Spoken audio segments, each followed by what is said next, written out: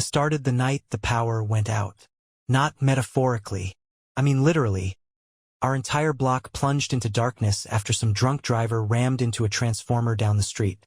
I was at home, alone, sitting on the couch with a plate of microwave lasagna that had just gone cold when the lights flickered once, twice, then died. Silence followed. No humming fridge, no distant TV static, no Megan's heels clicking into the hallway like she did every night around 11:30. Just dark and stillness. She wasn't home. Again. And for some reason, that night, the silence didn't feel empty. Felt loaded. Like a pause before something snapped. I stood up, walked to the window, and just stared at the dark street, watching shadows shift across empty driveways. And then I saw her car, parked 3 houses down, just sitting there. Engine off, windows dark, like it had been there for hours. I stared at it for a long time. Megan doesn't park down the street. She parks in the driveway. Always. She's obsessed with having the car face the house just right, so she can back out in one motion. She's weird like that. So why the hell was her car down the block? And where was she? I slipped on a hoodie and walked outside. It was raining lightly, cold. The kind of rain that doesn't bother you unless your mind is already crowded with too much noise. As I approached the car, something prickled in the back of my mind. A memory, buried deep. Years ago, Megan said, "If I'm ever cheating on you, it'll be in the most boring place imaginable. You'll never see it coming." I remember we laughed about it. Back then, there was no one inside the car. But it was hers, no doubt. Custom license plate. Same stupid pine tree air freshener hanging from the mirror. I stood there for a minute, wondering what kind of man opens Pandora's box just because it's cracked open a little. I walked back home, waited in the dark. At 2:06 a.m., she came through the door. Not quietly. She slammed it like she wanted me to hear. Her voice echoed through the hall as she called out my name, pretending to be surprised by the blackout. I didn't answer, just watched from the kitchen, leaning against the fridge, my arms crossed. When she finally walked into view, soaked hair clinging to her face, something about her smile felt performed. Not fake, not forced. Performed, like she was trying out the role of the guilty wife who comes home late but covers it with charm. "You're up," she said, blinking too much. God, the traffic was murder. I ended up crashing at Alyssa's to wait it out. "You should have seen. Your car's been parked 3 houses down since 9 p.m., I said flatly. Silence. Her mouth stayed open a second too long. Her brain short-circuited. It was like watching a machine hiccup mid-script. She tried to recover with a laugh. "What? No, I just pulled in." I didn't say anything. Just looked at her. No emotion, no anger, just cold curiosity. Like I was examining something under glass. A lying specimen in designer boots. She opened her mouth again, closed it, then tried a different strategy. "Wait, are you seriously tracking my car now? Is that what we're doing?" There it was. Deflection. Offense. The wounded victim act. "You lied," I said, still calm. "About where you were. About when you got here. You even changed your perfume. Vanilla. You said you hated it." She blinked. Again, too much. "Jesus, you're being insane right now," she spat. "I don't know what kind of paranoid fantasy you're building in your head. But if you think, I didn't say anything about the perfume until just now." I cut in. That shut her up. For the first time, she looked scared. Not guilty. Scared. Like the show was over and she hadn't rehearsed this scene. She turned away, dropped her purse, walked straight to the bedroom without another word. Doorslammed. I didn't follow. The truth didn't need chasing anymore. It was sitting comfortably on the couch, eating my cold lasagna. I stayed up till dawn. Not crying. Not raging. Just thinking. And that was the night I realized something. This wasn't just betrayal. It was theater. She wasn't even hiding it anymore. She was daring me to notice, just to see how far she could push the story before I pushed back. She had no idea I already planned to push back in a way she'd never see coming. Because there was one name she never wanted to hear me say. A name that lit a fire in her eyes every time it came up. And that's exactly where I'd start. The name was Haley. You could say she was Megan's opposite in every way. Loud where Megan was calculated, raw where Megan was rehearsed, and above all, honest to the bone, even if it meant cutting someone with her words. They used to be best friends years ago. College roommates turned inseparable until something split them apart. Something Megan would never talk about. Every time I asked what happened between them, Megan would clamp her jaw shut and say, "She's a manipulative snake. Don't bring her up again." So I didn't. Until now. I hadn't spoken to Haley in 4 years, not since the wedding. She didn't even show up. Said she didn't support the union. Back then I was too in love to care. I thought she was dramatic, bitter maybe, jealous of Megan's perfect little life. Now, I was starting to think Haley had been the only one telling the truth. I found her on Instagram first. Took me 2 minutes. She still had the same electric red hair, the same don't give a damn smirk. She ran her own art studio now, judging by the endless reels of paint-splattered canvases and behind-the-scenes clips. It was loud, messy, and unapologetically her. I hesitated. This wasn't just about spite. I needed information, context, a map of who Megan used to be before she wrapped herself in silk lies and late-night alibis. I didn't want revenge yet. Not then. I wanted to understand the woman I married. And Haley was the only person who knew her unmasked. I messaged her. 2 lines. "I think Megan's cheating on me. I need to talk. No games. Just the truth." She replied in 5 minutes. "Meet me at the studio tomorrow. 7 p.m. I'll bring the wine. You bring the dirt." The next day, Megan left early for back-to-back client meetings. Didn't even kiss me goodbye. Just shouted from the hallway that she might crash at Alyssa's again. I said nothing. Watched her leave. Locked the door behind her. Then I left too. Haley's studio was in a converted garage behind a tattoo parlor. The windows glowed with warm amber light, and the scent of paint and cedarwood hit me as soon as I stepped inside. She was there, barefoot on a paint-splattered rug, glass of red wine in hand, eyeing me like she could already tell half the story by the way I walked. "You look tired," she said. "You look like you never sleep." I shot back. She smiled. "I don't. Truth's louder at night." I didn't dance around it. Told her everything. The car. The perfume. The script Megan ran like clockwork. The missing pieces. The cracks. The moment Megan blinked too many times and told one lie too many. Haley didn't interrupt. She didn't flinch. She just sipped her wine and let the story unfold like a storm washing through the room. When I finished, she stared at me for a long time. Then she said, "I warned her." "What?" "I told her once. If you ever try to build your life on lies, make sure you don't marry someone smarter than you." She got up, poured me a glass, handed it to me with a look that said strap in. And then she dropped the first bomb. "She's not just cheating," Haley said. "She's repeating." Turns out Megan had a pattern. She used people, got bored, moved on. Haley had seen it firsthand. Megan charmed one of her boyfriends years ago, played the long game, ripped their friendship apart just for the thrill of stealing something that wasn't hers. "She doesn't love people," Haley said. "She collects them, like trophies. Then when they get dusty, she replaces them." That hit harder than I expected. But it wasn't the worst of it. "She's with someone you know," she added. "I've seen them. Twice." I froze. "Who?" Haley gave me a long look. Then she said a name, and I swear the room tilted. It wasn't a stranger. It wasn't some faceless coworker. It was Travis. My cousin. My best man. My brother in everything but blood. The one guy Megan always joked about hating because he was too cocky. The one she never let stay over. The one she rolled her eyes at every time he walked into the room. It was him. I didn't react. Not right away. Just stared at my glass like it might explode if I moved. Haley was quiet too. Like she knew this moment needed room to breathe. "You good?" she finally asked. I looked up. "No," I said. "But I will be." Because now it was personal.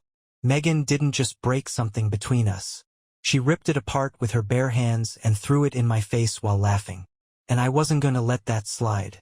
Not anymore. And especially not alone. The next morning, I woke up before dawn, eyes wide open like I'd never slept.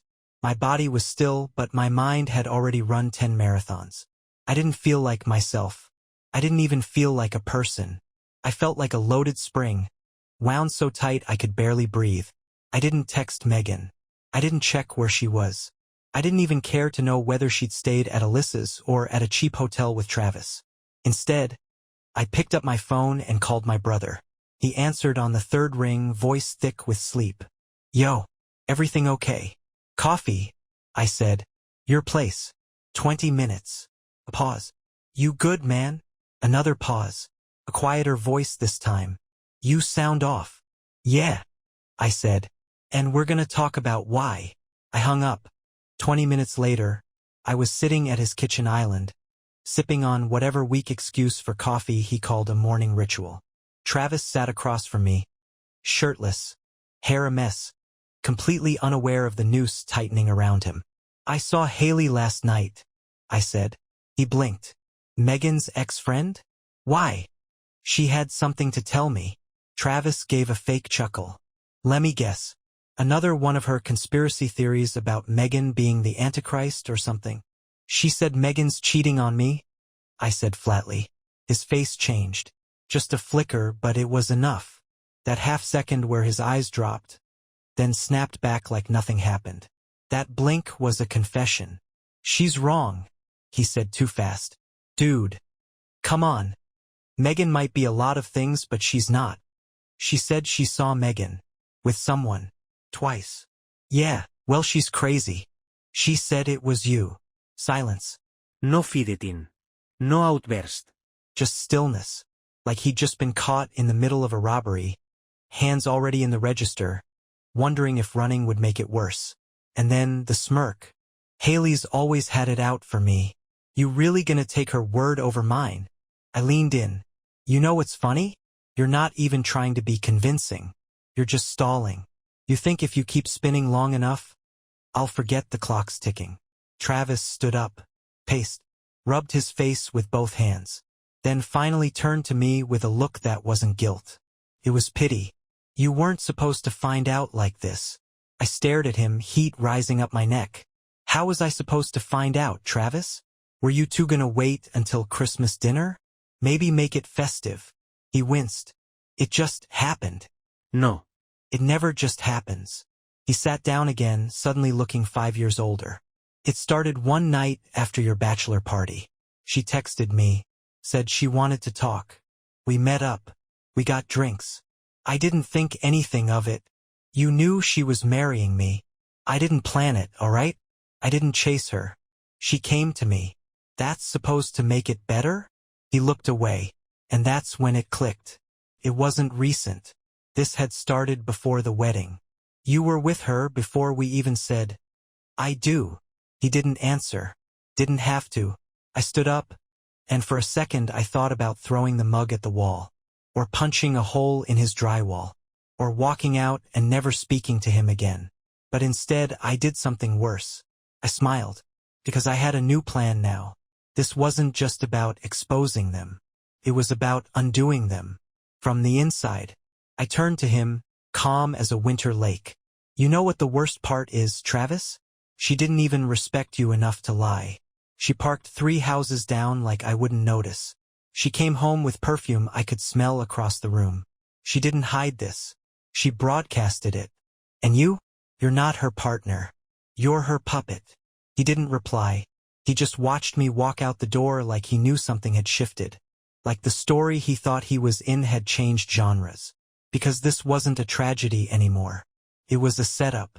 And Megan had no idea what kind of final act I was about to write for her. Because the one person she feared most, Haley, was suddenly back in the picture. And we had a plan. Haley didn't flinch when I told her the name. She just poured another glass of wine, handed it to me like she'd been expecting it, then leaned back on her worn-out velvet couch, legs crossed, eyes glittering with something between rage and satisfaction.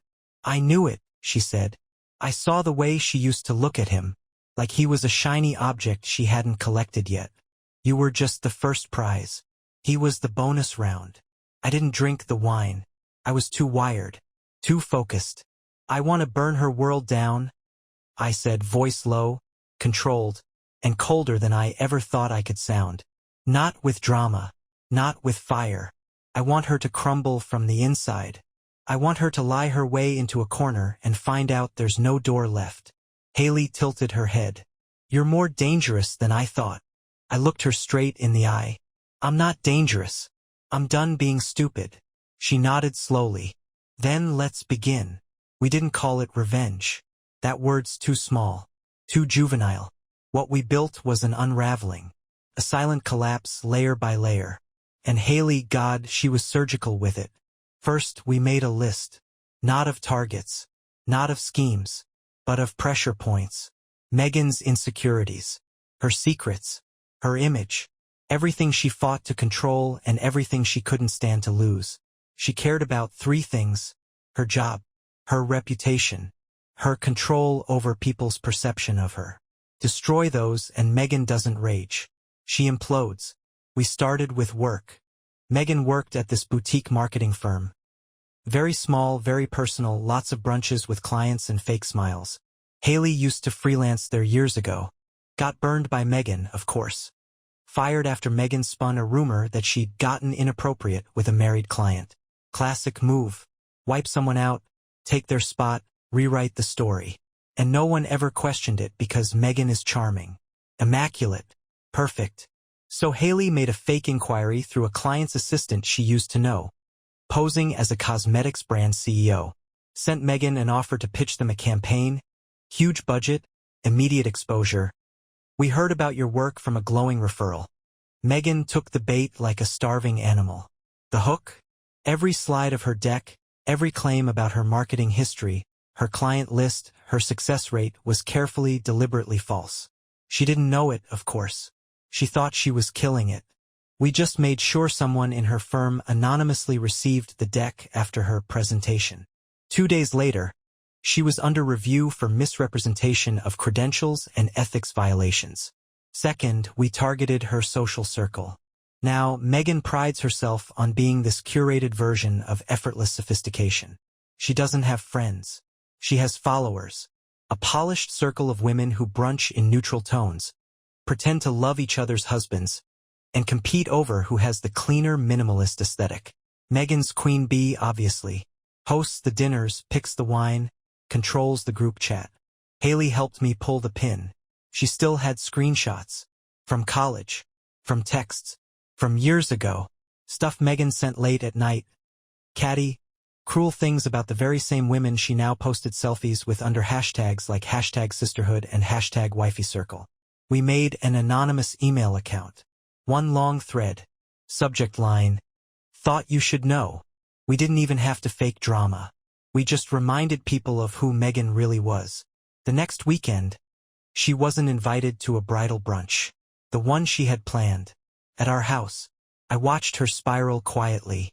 She didn't mention it. But she stayed in bed for hours, pretending to be sick. Scrolling endlessly through her phone. Waiting for a text that wouldn't come. And finally, the kill shot. Control. Megan thrives on controlling the narrative. Her marriage is perfect. Her life is balanced. Her husband is devoted. No matter what, that illusion must stay intact. She doesn't love me, but she needs the image of me, so I gave her just enough rope. That night, I cooked her favorite dinner. Music, candles, the works. I smiled. I asked about her day. I let her lie. She talked about clients and traffic and her new project with a glow on her face like nothing was wrong. After dinner, I handed her a small box. She looked suspicious. Inside was a single flash drive. She looked at it, then at me. What's this? A backup, I said, of every conversation you ever had with Travis. Phone logs, screenshots, hotel bookings, the night before the wedding, the honeymoon, all of it.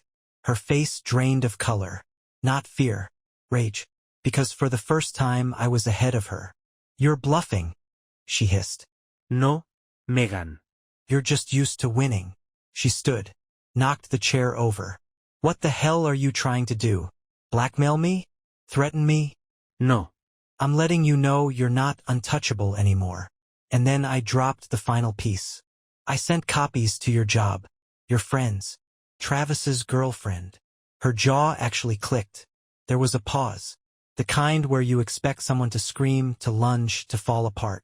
Instead, Megan did something worse. She smiled. Slow. Sharp. You think you've outplayed me? She said. You have no idea what I'm capable of. I stepped closer, looked her right in the eye. Neither do you. Then I walked out. Not from the room. From the house.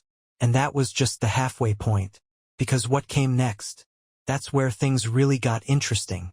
I didn't go home for 3 days. I didn't text. Didn't call. Didn't check social media. I let the silence speak. Because when someone like Megan loses control, it's not the shouting that gets to them. It's the nothing. The stillness. The unanswered space where they used to exist at the center. She blew up my phone the first night. Dozens of messages. We need to talk. Where are you? You're being childish. You have no idea what you've done. Come home now and we'll fix this. If you don't answer me, I swear. Then, nothing. I knew her type. I'd studied her like a species in a cage. Megan didn't need people. She needed audience. If no one was watching, the performance meant nothing. Haley and I met again the second night at a bar 2 towns over. Not a trendy spot. A dive. Low lighting, zero pretension, the kind of place where everyone minds their own business. We took a booth in the back. She slid a phone across the table to me. Listen to this. It was audio. Scratchy. Quiet. But clear enough. Megan. On the phone. He's losing it. I think he knows or he's getting close. Doesn't matter. Once I get the promotion, I'm gone. He can have the house. I'll make sure it looks like he's spiraled. He's got the temper for it. One push and he'll do it to himself. My spine stiffened. Haley didn't say a word. Just let it hang there, heavy and electric. Megan wasn't just cheating. She wasn't just lying. She was planning an exit, one that made me the villain. The broken husband. The angry man who couldn't handle being left. She was trying to write me out of my own story. I know the guy she was talking to, Haley said. One of her directors. She's been climbing that ladder for a year. Travis was never the goal. He was leverage. I stared at the drink in my hand. Not rage. Not heartbreak. Clarity. I saw her now fully. Not a wife. Not even a person. Just a predator in heels, collecting power like trophies. She didn't break hearts. She harvested them. You sure you're ready for the next step? Haley asked. I'm ready to bury her story, I said. And replace it with the truth. Haley smiled. Then it's time for the dinner. I blinked. What dinner? The one she's planning. Saturday night. She hasn't told you yet. But she will. Haley slid me another photo. It was a screenshot from Megan's email. Forwarded from one of her friends who'd flipped sides after the message dump. Private dinner. Just close friends. And Travis. She wants to regain control. Reclaim the image. She'll try to bring you into the light again. Make everyone see her happy. Put together life. You'll sit there and smile and eat steak while she sells you like a brand she's still proud of. And you want me to go? I want you to perform, Haley said. Better than she ever could. So I waited. And right on schedule, Megan called me Friday night. Voice soft. Controlled. I'm hosting a dinner tomorrow. Just a few friends. No pressure, but it would mean a lot if you came. I said yes. She didn't know that by inviting me, she'd just written her own final chapter. And she had no idea who else was coming. Saturday night arrived like a loaded gun left on the dinner table. The house was glowing. Candles flickering in their glass holders. Expensive wine breathing in decanters. Music humming low. Just enough to smooth out awkward silences if any dared to show up. Megan had on one of those cream-colored dresses she wore when she wanted to be both innocent and expensive. Hair pinned just right. Smile sharpened to a weapon. When I walked through the door, she greeted me like I was a guest, not a husband. One cheek kiss, no warmth. Just theater.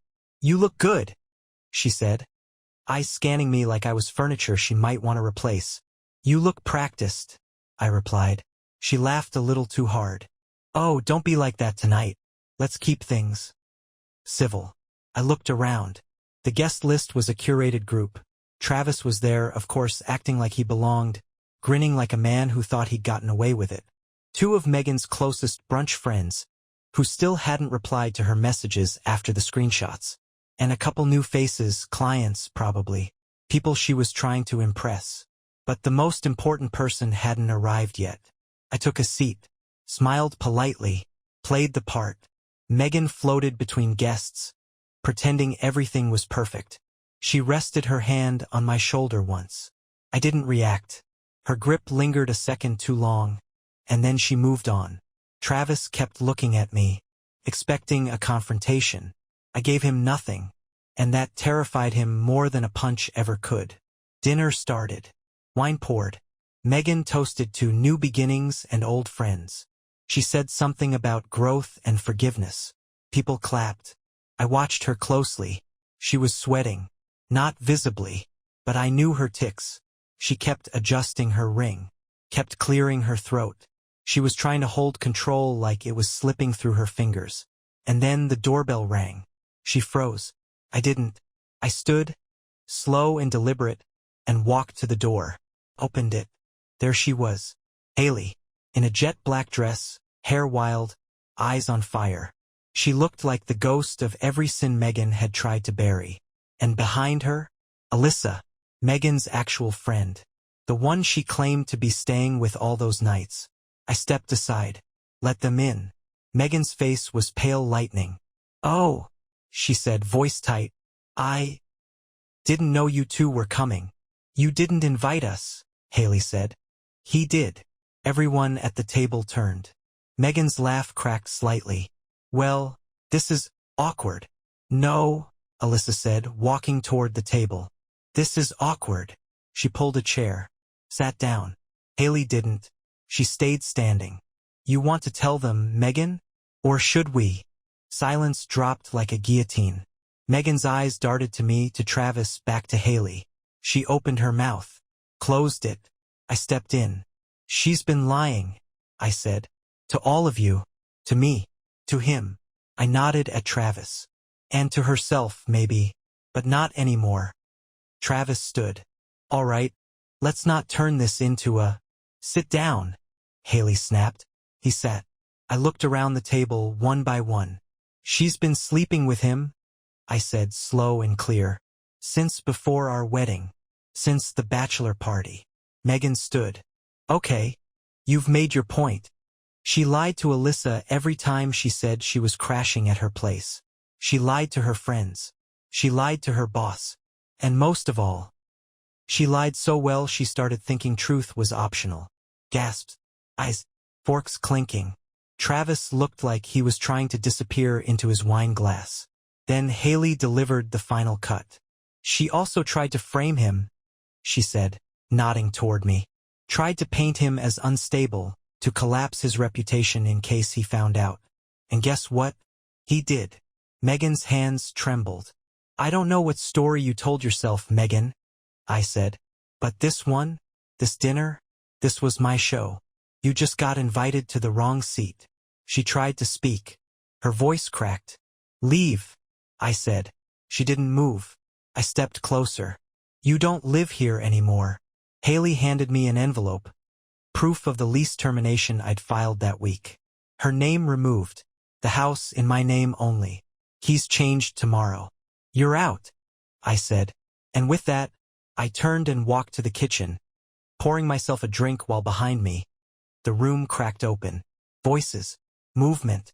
Megan saying, "This is insane," Travis stammering, Haley laughing like she was finally breathing for the first time in years. And me? I sipped, leaned against the counter, and waited for the silence. When I turned around, the room was emptying. Megan was gone. But the story? Oh, it was just getting good. The house was dead silent after the last guest left, like it was holding its breath, afraid to exhale, afraid she might come back and fill it with her noise again. But she wouldn't. Not anymore. Megan didn't say a word when she left. Didn't scream. Didn't cry. She just stared at me with that vacant, furious look that only someone truly cornered can manage. She was already calculating her next move, even as she clutched her purse like a lifeline, stepping over the pieces of her curated life that had just been shattered in front of everyone she needed to believe in her. She didn't look at Travis as she passed him, didn't say a single word to him. He followed her out anyway. I almost felt sorry for him. Almost. I didn't sleep that night. Not because I was sad. I wasn't. I was wide awake with clarity. I walked through every room of the house, switching off lights she'd left on, picking up after the mess she made. The same way I had for years without realizing I was doing it in every sense. And in the middle of all that, I got a text. From Travis. "We need to talk. Please." I stared at the screen for a long time. And then I called him. No hello. No pleasantries. "What do you want?" There was a long breath. She left. Didn't even look at me. Just drove off. "So call a cab." "I'm not asking for a ride, man. I'm asking for anything. Closure. I don't even know what I was doing." "You were helping her cheat. On your family. On me. She used me." I laughed once. Cold. "You volunteered. You just liked feeling chosen." Silence. Then something I didn't expect. "She told me you hit her." Everything stopped. "What?" "She said you were violent. Controlling. That she was scared of you. Said if I didn't help her, you'd break her down." My blood went cold. "She set up the victim card before the affair?" "She said you were unstable. That you'd ruin her life if she tried to leave." I closed my eyes. That was it. That was the angle. She wasn't just trying to sneak away. She was building a story where I was the villain, so she could play the shattered heroine. Get sympathy. Justify everything. Maybe even take the house if she played it right. And Travis, idiot that he is, believed her. At least long enough to ruin everything. "You're not a victim, Travis," I said quietly. "But you were a tool." He didn't respond. I hung up. The next day, I met Haley at a rooftop cafe in the city. It was bright, crisp, open sky above us. Freedom in a way I hadn't felt in years. I told her everything. About the lie Megan fed Travis. The plan to make me the monster. The rewriting of the past before it even ended. Haley didn't look surprised. "She did the same thing to me," she said. "Told everyone I was obsessed with her. That I tried to sabotage her relationships out of jealousy. She used to cry to our friends about how I'd changed. She's been playing this game forever. You were just the longest role she ever kept up." I leaned back in my chair. "I want people to know." "They will," she said. "But not because we scream. Because we prove it. Quietly. So there's no room to wiggle out." And she pulled out a file. Photos. Screenshots. Statements. Witnesses. Proof of a pattern going back almost a decade. She'd been collecting it for years. Not out of revenge, but in case the day ever came when someone else needed to see the full picture. And I had one more idea. One more move left to make. Something just personal enough to sting, but just public enough to make sure the mask never fit again. A dinner party was where it all fell apart. But a celebration? That's where I'd make sure it stayed that way. A celebration of freedom. And she'd be forced to watch it unfold. But not from a seat at the table. From the outside. Where she belonged.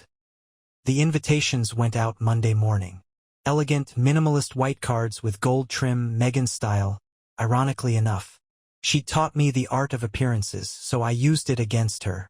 Every word was deliberate, every detail sharpened to a point.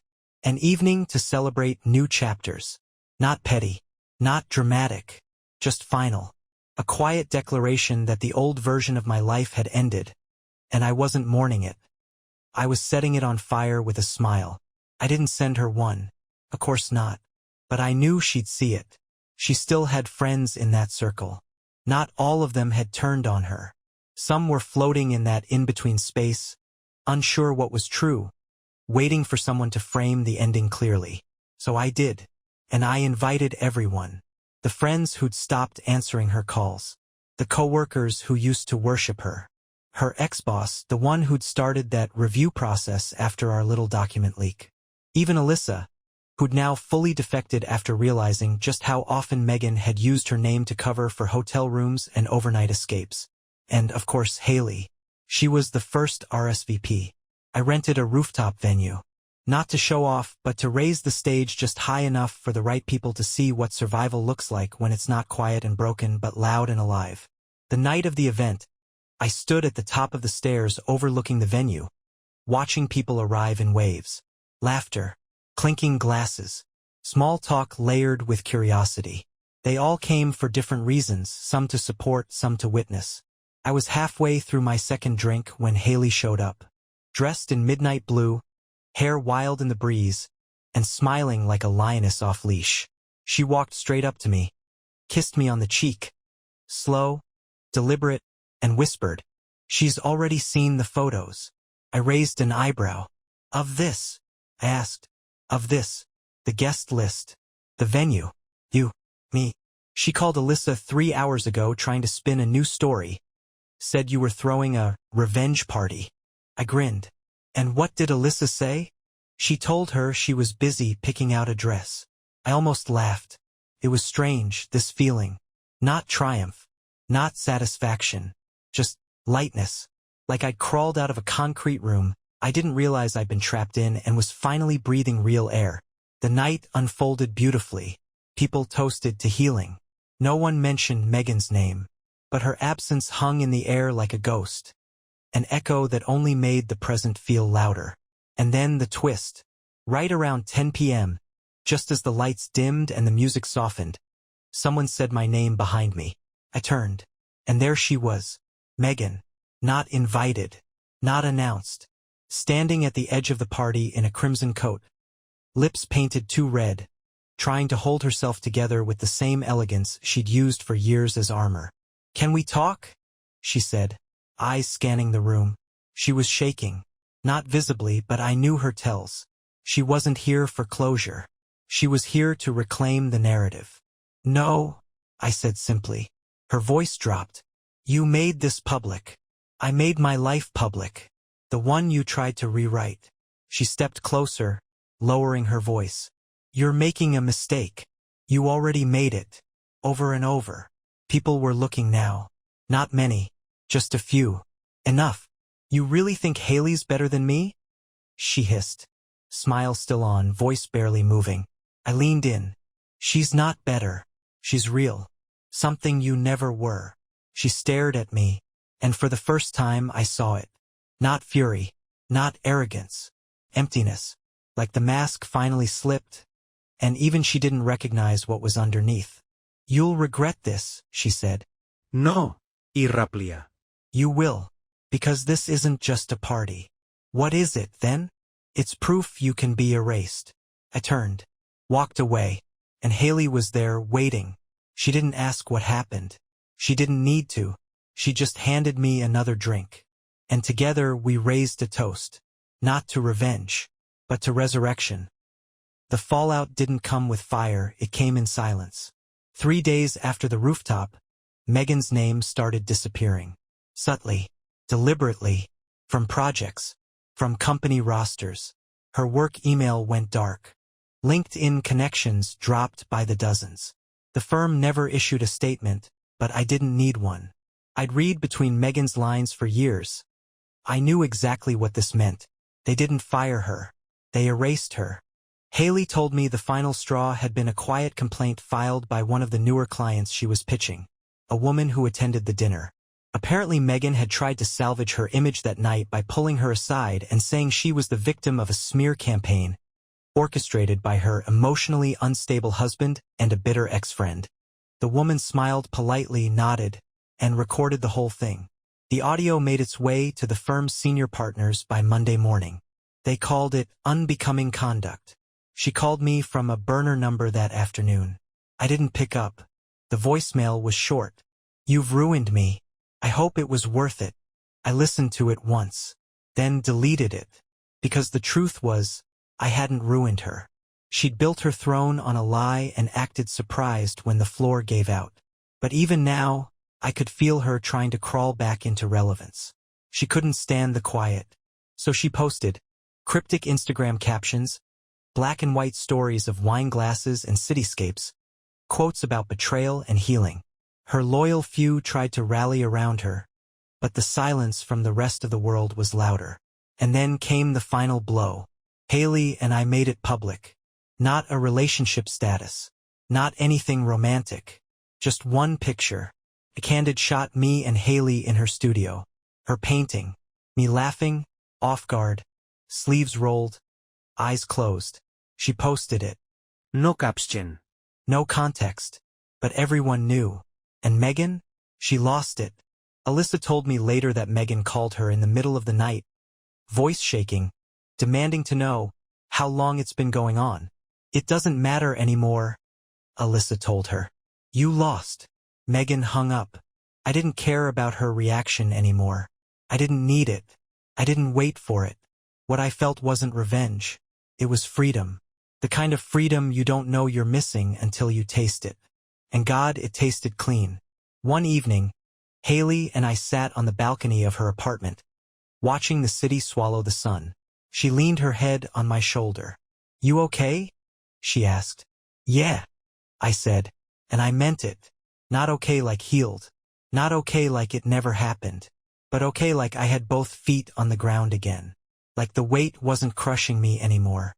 Like I could walk forward without hearing her footsteps behind me. I asked Haley something then. What happened between you and her? All those years ago? What really broke it? She was quiet for a moment. Then said, she slept with my boyfriend. Then told everyone I tried to steal hers. It wasn't the betrayal that hurt. It was how easily she made people believe it. That sat with me. Same pattern. Different decade. And I realized something. Megan didn't just lie to people. She converted them. Bent them into her orbit until they couldn't see the sky anymore. And when she left, she let them burn in the vacuum. But not anymore. She'd run out of fuel. And the fire was mine now. It's strange how quiet peace feels when you're used to chaos dressed as routine. 2 months have passed since that night. The rooftop, the confrontation, the final fracture that left Megan on one side of the line, and me on the other, walking away without looking back. You'd think I'd be replaying it still, reliving each moment like a loop in my head. But no, it's just gone, like a fever that finally broke. I moved out of the house last week, left her white furniture, her curated throw pillows, her live laugh love, framed on the wall like it was a mantra and not a mask. I didn't want to reclaim that space. I wanted to let it rot with the memory of what she turned it into. Let it be her echo, not mine. I signed a lease on a smaller place. Brick walls, creaky floors, real character. I hung up a crooked painting Haley gave me. It's not pretty. It's not even centered. But it's real. Every inch of it is real. Megan tried to contact me once more. Certified letter. Not an apology. Not an explanation. It was a proposal. She wanted to reframe the past, her words, and build separate lives without destroying reputations. She offered silence in exchange for mine. She asked me to stop circulating rumors. No court. No lawyers. No mess. But I never had to spread lies. The truth did that for me. I shredded the letter. That was the last piece of her I ever touched. Travis? He tried to claw his way back into the family through apologies. Messages to my parents. Group texts to the cousins. He even posted a long, vague accountability story online about learning through pain. No one bought it. He's out too. He and Megan deserve each other. Though something tells me she's already moved on, and he's still hoping she'll come back. I don't care. Not anymore. Haley and I, we're not anything official. We never made some dramatic leap into each other's arms. We're two people who crawled out of the same fire and decided to build something slow and real. Sometimes we talk for hours. Sometimes we just sit quiet. She paints. I read. We eat bad takeout on the floor. There's no story there, not yet. Just life. And that's the beauty of it. I don't need a story anymore. But if there's one thing I learned from all of this, it's this. If someone shows you a mask, look past it. Don't listen to the words. They'll say anything to keep the mask in place. Watch the cracks, the eyes, the inconsistencies that slip through when they think you're not looking. Megan didn't destroy me. She exposed herself. And yeah, I got even. With the one woman she hated most. Not because I wanted to be cruel, but because it finally made her feel powerless. The way she made me feel for years.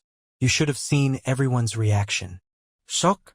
Oh, that delicious, stunned silence that comes when the truth lands like a knife in the center of the table. But revenge wasn't the real ending. Clarity was. And if you're reading this, if you've got that sick feeling that something's off in your own life, in your own relationship, don't ignore it.